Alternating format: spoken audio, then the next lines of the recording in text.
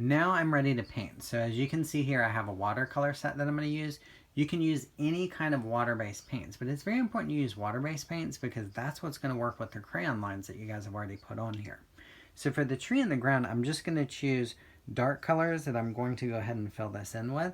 So I'm tapping out my brush, and I'll show you guys I have a glass of water here. Tapping it out to make sure it's clean. Then I'm going to run it over the edge 2 times. You don't need to pick up your water container. I'm just holding that up to show you, but you're running it over the edges 2 times to keep some water in that paintbrush so it'll activate your paint.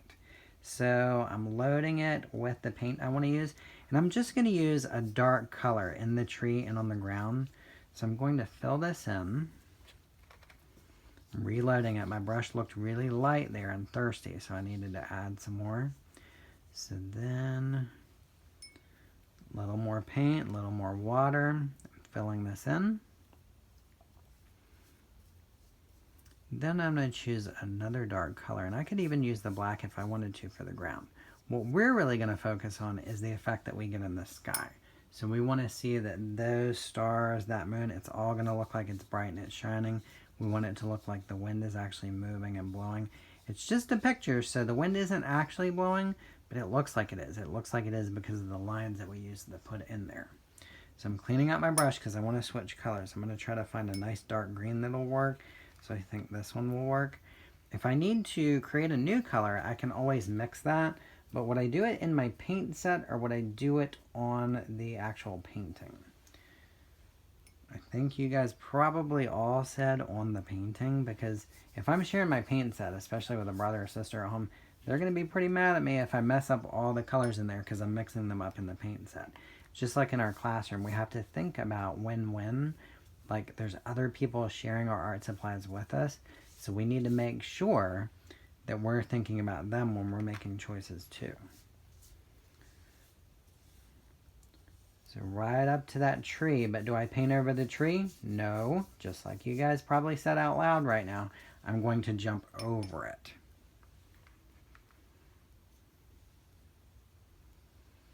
Now if it's taking you longer, you might have a smaller paintbrush than I have. If it's taking you longer and you need to pause the video to catch up to me, feel free to do that, or when the video stops, you can keep working if you need to. So if I want to make a color darker, I think that green could go a little darker. So I loaded some black on my paintbrush, and now I'm actually going to put that in there with it. So I'm going to mix those colors on the actual painting, but not in the paint set. I'm going to continue that. So I'm going to take some of this extra black and pull this over here. Now I'm ready to do the sky.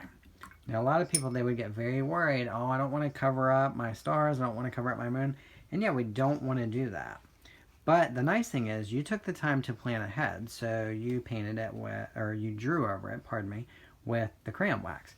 So when I'm filling in the sky, when I brush over the stars, you guys should see that the crayon wax, if you press hard enough, like I said to, then it's actually going to resist the water in the paint. It's not going to let it stick. So again, if you see more colors in the sky than I'm using, then you can always go back. You can add more. You can mix colors with your paint, but not in the paint set, always on the painting itself. So I am going to work on finishing my painting. You guys are going to work on finishing your painting. So I look forward to seeing what it looks like finished.